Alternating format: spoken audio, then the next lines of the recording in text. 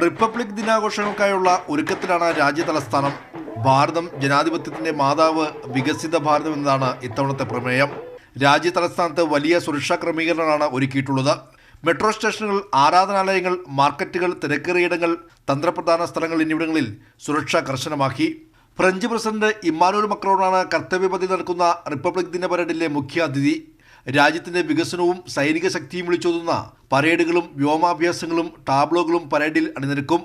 ഫ്രാൻസിൽ നിന്നുള്ള 95 അംഗ സൈന്യവും 33 അംഗ ബാൻഡ് സംഘവും പരേഡിലുണ്ടാകും. ഫ്രഞ്ച് വ്യോമസേനയുടെ മൾട്ടി റോൾ ടാങ്കർ ട്രാൻസ്പോർട്ട് വിമാനവും 2 റാഫേൽ വിമാനങ്ങളും ഇത്തവണ ഫ്ലൈ പാസ്റ്റിലെ പ്രത്യേകതയാണ്. NCC, directorate general of armed force, medical service, Delhi police എന്നിവർ വനിതകൾ മാത്രമുള്ള സംഘങ്ങളെയാണ് പരേഡിൽ അണിനിരത്തുക. കര, നാവിക, വ്യോമസേനകളിലെ വനിതകളടങ്ങുന്ന 144 പേരും പ്രത്യേക സംഘങ്ങളായി മാർച്ച് ചെയ്യും. തിരഞ്ഞെടുക്കപ്പെട്ട 16 സംസ്ഥാനങ്ങളും 9 മന്ത്രാലയങ്ങളും അവതരിപ്പിക്കുന്ന ടാബ്ലോകളിലും വനിതകൾ മാത്രമാണ് ഉണ്ടാവുക. എന്നാൽ കേന്ദ്രാനുമതി ലഭിക്കാത്തതിനാൽ ഇത്തവണയും പരേഡിൽ കേരളത്തിന്റെ നിശ്ചല ദൃശ്യം ഉണ്ടാകില്ല. ഉത്തർപ്രദേശ് അടക്കം BJP ഭരിക്കുന്ന സംസ്ഥാനങ്ങൾക്കാണ് പ്ലോട്ട് പ്രദർശിപ്പിക്കാൻ അനുമതി നൽകിയിരിക്കുന്നത്. കൈരളി ന്യൂസ്, ദില്ലി.